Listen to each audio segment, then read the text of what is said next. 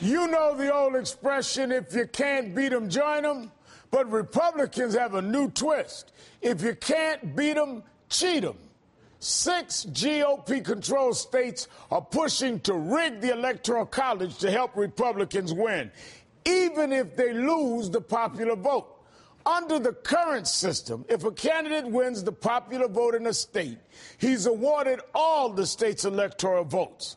Under the Republican plan, the winning candidate wouldn't take all. Instead, electoral votes would be awarded according to the congressional districts.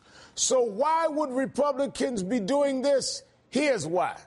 In Virginia, Barack Obama won the popular vote, so he got all 13 electoral votes. And under the GOP power grab, he would get 4 electoral votes. Romney would get 9. In Florida, President Obama won the popular vote, so he took all 29 electoral votes. With the new scheme, he would win 12. Romney would take 17 electoral votes. In Michigan, President Obama won, so he took all 16 electoral votes. But with this scam, he gets 7. Romney gets 9. Over to Ohio. President Obama won all 18 electoral votes. Now he gets 6. Romney gets 12. In Pennsylvania, President Obama received 20 electoral votes. But under the GOP plan here, electoral votes would be awarded proportionately based on the popular vote, so that number shrinks to 12. Governor Romney would get 8. Trying to win elections when you win fewer votes, that's just wrong. Now it's time to fight back. Joining me now is Congresswoman Marcia Fudge, Democrat from Ohio, and new chairperson of the Congressional Black Caucus, and former Pennsylvania Governor Ed Rendell, now an NBC News analyst. Thank you both for being here tonight. Thank you so much for having me. Congresswoman, this is a blatant grab. Can Democrats fight this? There's no question but that we can and we will fight it, Reverend. Just this week, Democrats led by John Lewis dropped a bill in the House. It's called the Voter Empowerment Act, and it is designed to stop some of these deceptive practices. We are not going to sit by and allow them to steal elections just because they can't win fair and square. Now, Governor, you've seen this up close in Pennsylvania. The ramifications of this is to really undo the whole democratic process that has been used since we've started with the Electoral College. There's no question, Reverend Sharpton, and it would have disastrous and unfair consequences, particularly if you did it in only 5 or 6 states.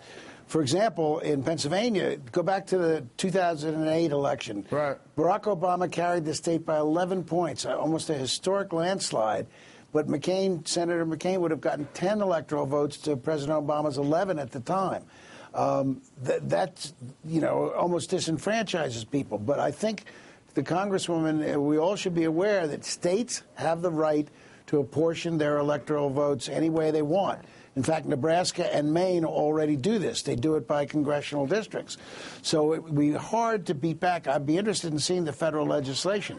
But I will tell you this, we're going to fight it tooth and nail in Pennsylvania. They tried to do it before the last election, and we beat it back because we scared the local Republicans into thinking that there would be savage repercussions from voters around the state, and I think there would.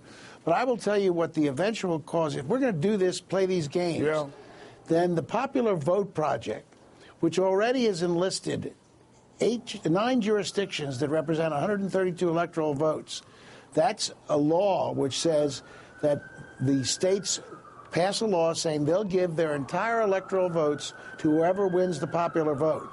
That movement is gaining steam, and as soon as it gets 271 electoral votes, the Electoral College is done. As soon as states with 271 electoral votes sign on, the popular vote controls who wins the election in America, as I believe it should. Now, Madam Chairlady, the American Prospect reports on what the bill sponsors in Virginia say, and I'm reading the quote.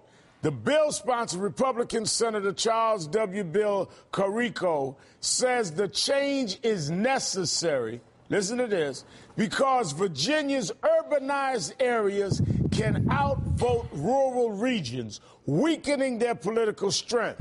In other words, Carrico thinks winning land is more important than winning people when it comes to presidential elections. So the goal is to win elections with less votes. Reverend, let me just say to you that the Republican Party has determined that because of the changing demographics in this country, more and more young people, more and more minorities moving to urban areas, that they can no longer win the White House. And so they are doing everything in their power to make sure that they have an unlevel playing field. I mean, you know, Reverend, we teach our children about fair play, about good sportsmanship. We teach them about how you have a level playing field. These people are teaching them how to cheat. These people are deceptive. They are sinister. And they have determined the only way that they can win the presidency is to cheat. And so they are making it clear to us that they want to win at all costs. And so if that means that they're going to try to discount the votes coming out of the urban areas, then let's figure out a way to do that. They're going to do everything possible to make sure that what happened in 2012 will never happen again. Governor, when you look at this, what I just read in Virginia, you're talking about empty land space will outvote human beings. Right. And it's supported by the RNC chair, Reince Priebus, who says, quote, it's something that a lot of states have been consistently blue that a fully controlled red ought to be looking at. This is outrageous. Well, if it's so fair, you know, the Republicans are saying it's fair to the voters in rural areas. Well, what about in Texas? Why aren't they doing the same thing in Texas? Why don't they split it by congressional votes in Texas? The answer is because they win all of Texas's electoral votes now. If they split it by congressional districts, Democrats would pick up 8, 9, 10 electoral votes. It's interesting. They're only interested in giving this fairness to the voters in blue states, presidential blue states. It's an interesting coincidence, isn't it? It's called selective democracy, or lack of therein. Representative Fudge, Madam Chair Lady, Governor, thank you both for being here tonight. Thank you so much for having me. Coming up, the mudslingers are back at it. New ugly attacks on Hillary Clinton that are crossing the line. And then Beyonce and what really matters. Stay with us.